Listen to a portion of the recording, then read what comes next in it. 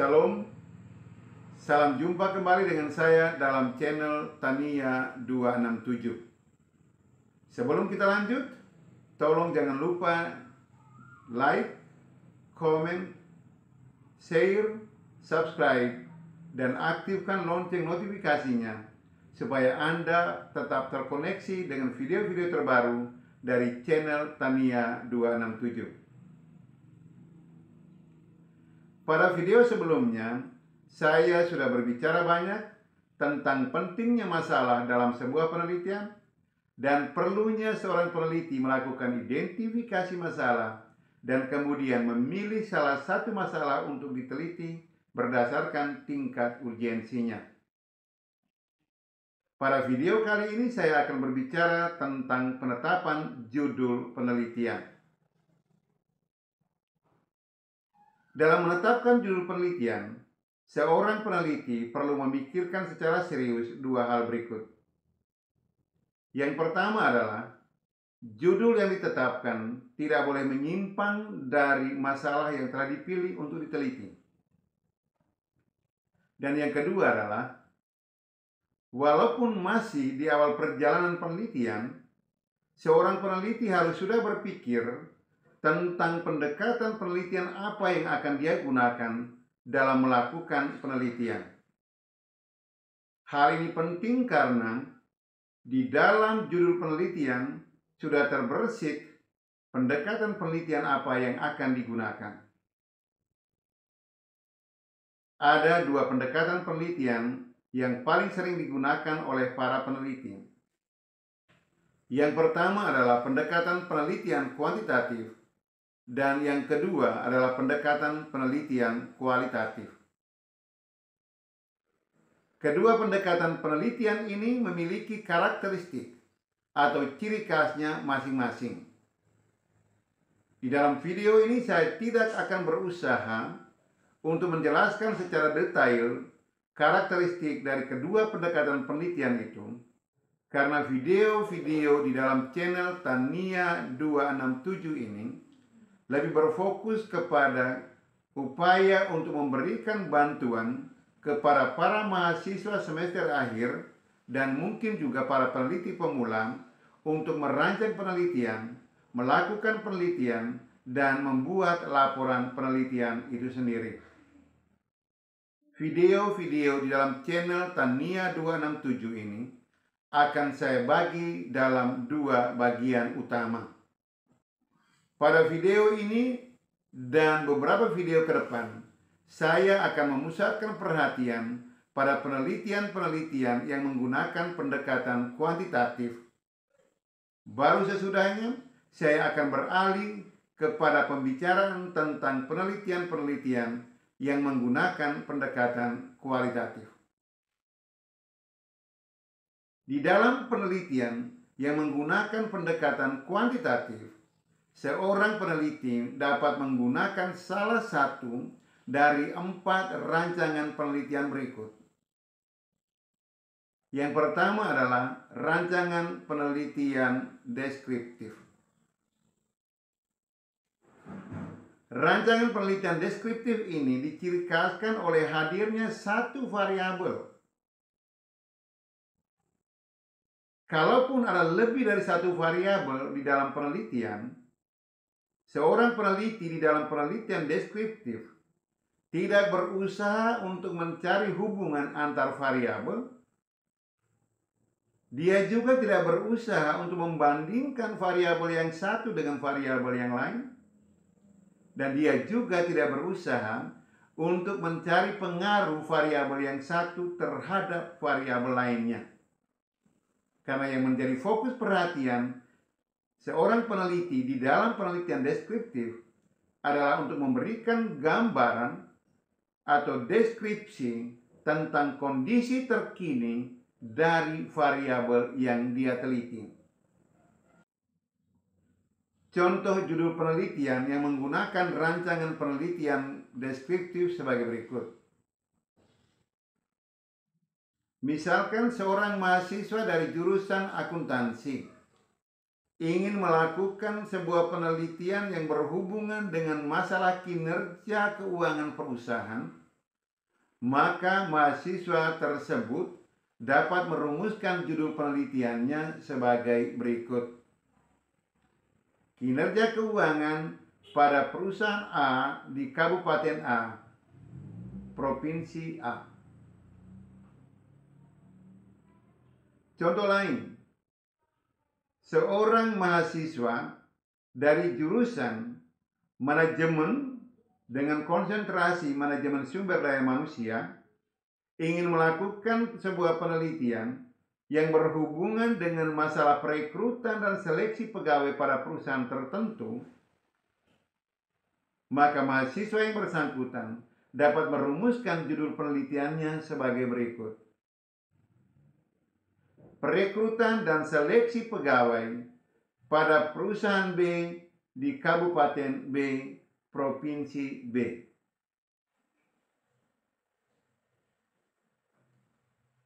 Rancangan penelitian kedua dalam penelitian yang menggunakan pendekatan kuantitatif adalah penelitian korelasional. Penelitian korelasional dapat berupa penelitian hubungan antar variabel, tetapi dapat juga penelitian pengaruh dari satu variabel terhadap variabel lainnya. Penelitian korelasional diciri khaskan oleh hadirnya lebih dari satu variabel, minimal 2 variabel. Karena di dalam penelitian korelasional, seorang peneliti berusaha untuk mencari hubungan antar variabel atau juga berusaha untuk mencari pengaruh dari satu variabel terhadap variabel lainnya. Contoh judul penelitian yang menggunakan rancangan penelitian korelasional. Misalkan seorang mahasiswa dari jurusan administrasi publik ingin melakukan sebuah penelitian yang berhubungan dengan masalah kepemimpinan dan kinerja pegawai kantor. Maka mahasiswa yang bersangkutan dapat merumuskan judul penelitiannya sebagai berikut. Pengaruh kepemimpinan terhadap kinerja pegawai kantor Bupati Kabupaten Merauke. Contoh lain, seorang mahasiswa dari jurusan administrasi pendidikan ingin melakukan sebuah penelitian yang berhubungan dengan masalah kepuasan kerja dan kinerja pegawai dari sebuah kantor. Mahasiswa yang bersangkutan dapat merumuskan judul penelitiannya sebagai berikut. Hubungan kepuasan kerja dengan kinerja pegawai kantor Dinas Pendidikan dan Kebudayaan Kabupaten Merauke. Contoh lain, seorang mahasiswa dari jurusan Pendidikan Bahasa dan Sastra Indonesia ingin melakukan sebuah penelitian yang berhubungan dengan masalah ketersediaan fasilitas belajar di rumah dengan prestasi belajar bahasa Indonesia siswa SMP. Maka mahasiswa yang bersangkutan dapat merumuskan judul penelitiannya sebagai berikut. Pengaruh ketersediaan fasilitas belajar di rumah terhadap prestasi belajar bahasa Indonesia siswa kelas 8 SMP Negeri 8 di Kabupaten Merauke. Contoh lain lagi, misalkan seorang mahasiswa dari jurusan Pendidikan Bahasa Inggris ingin melakukan penelitian yang berhubungan dengan masalah penguasaan kosakata dan keterampilan berbicara bahasa Inggris mahasiswa. Maka mahasiswa yang bersangkutan dapat merumuskan judul penelitiannya sebagai berikut. Pengaruh penguasaan kosakata bahasa Inggris terhadap kemampuan berbicara bahasa Inggris mahasiswa jurusan Pendidikan Bahasa Inggris di Universitas Musamus Merauke. Contoh lain, seorang mahasiswa dari jurusan Manajemen Konsentrasi Manajemen Pemasaran ingin melakukan sebuah penelitian yang berhubungan dengan masalah promosi dan volume penjualan barang-barang elektronik, maka mahasiswa yang bersangkutan dapat menetapkan atau merumuskan judul penelitiannya sebagai berikut. Pengaruh promosi terhadap volume penjualan barang-barang elektronik pada toko A di kota A, Kabupaten A. Rancangan penelitian ketiga yang berhubungan dengan pendekatan penelitian kuantitatif adalah rancangan penelitian semi atau kuasi eksperimen. Rancangan penelitian semi atau kuasi eksperimen diciri khaskan oleh dua hal berikut. Yang pertama adalah tidak adanya kelompok kontrol dan kelompok eksperimen, atau tidak adanya kelas kontrol dan kelas eksperimen. Ciri yang kedua dari penelitian semi atau kuasi eksperimen adalah adanya manipulasi pada variabel independen. Contoh judul penelitian yang menggunakan rancangan penelitian semi atau kuasi eksperimen adalah sebagai berikut. Misalkan seorang mahasiswa dari jurusan pendidikan guru sekolah dasar ingin melakukan sebuah penelitian yang berhubungan dengan masalah efektivitas penggunaan media audiovisual dalam meningkatkan hasil belajar siswa sekolah dasar. Maka mahasiswa yang bersangkutan dapat merumuskan judul penelitiannya sebagai berikut.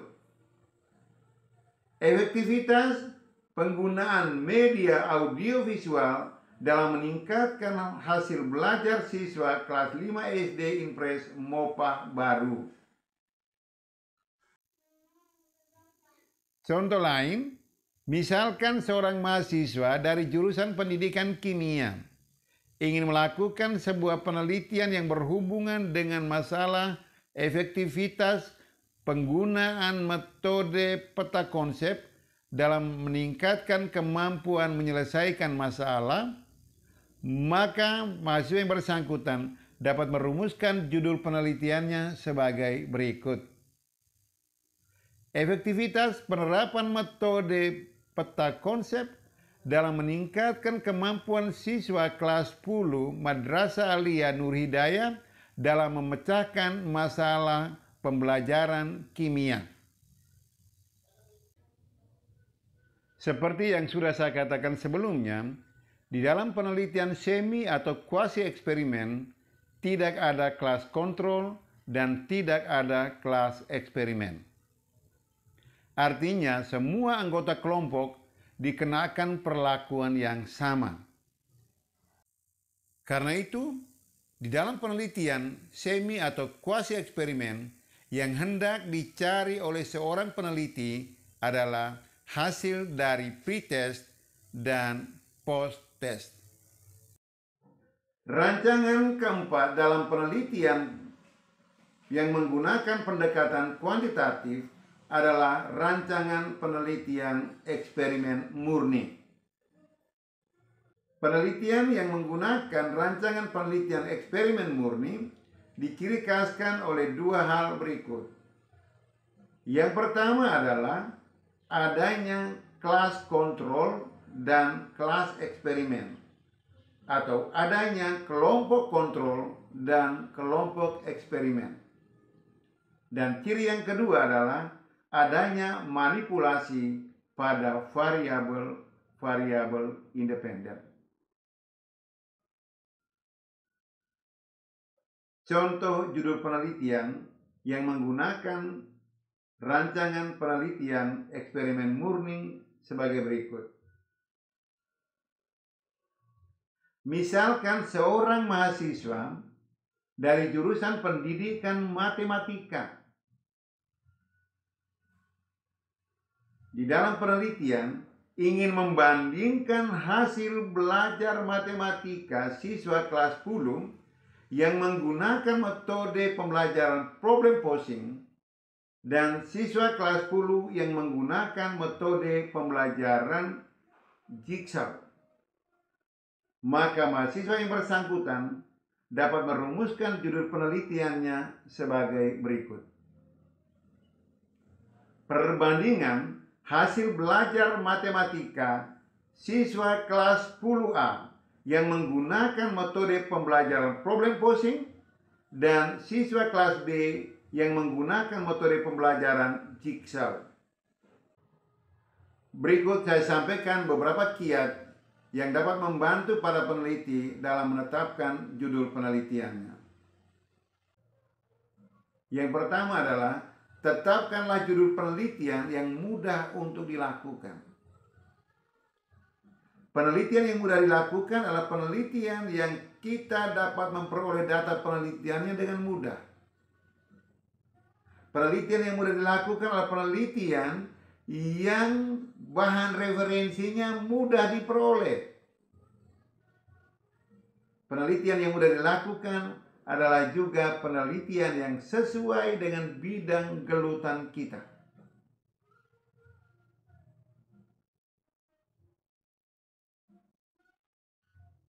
Kiat yang kedua adalah tetapkanlah judul penelitian yang tidak mengeluarkan banyak biaya.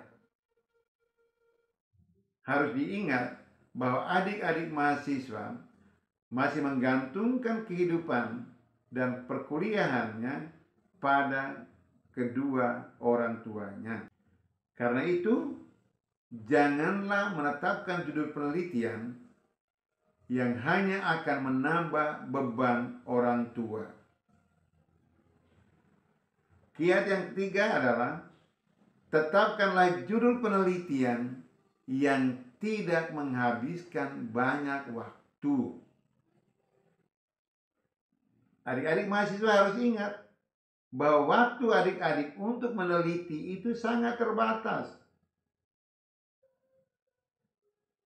Karena itu, jangan menetapkan judul penelitian yang membutuhkan waktu penelitian yang sangat lama. Jangan-jangan adik-adik mahasiswa akan di-DO hanya karena tidak mampu menyelesaikan penelitian tepat waktu. Nah, adik-adik mahasiswa, dalam 2 video di channel Tania 267 ini, adik-adik sudah belajar bagaimana mengidentifikasi masalah, bagaimana memilih masalah untuk diteliti berdasarkan tingkat urgensinya, dan saat ini sudah belajar tentang bagaimana menetapkan sebuah judul penelitian. Mari kita mulai. Kita melangkah maju untuk bersama-sama merancang penelitian kita. Dalam video berikutnya, saya akan berbicara tentang latar belakang masalah, rumusan masalah, tujuan penelitian, dan manfaat penelitian yang biasanya berada pada bab 1 penelitian skripsi. Terima kasih. Shalom.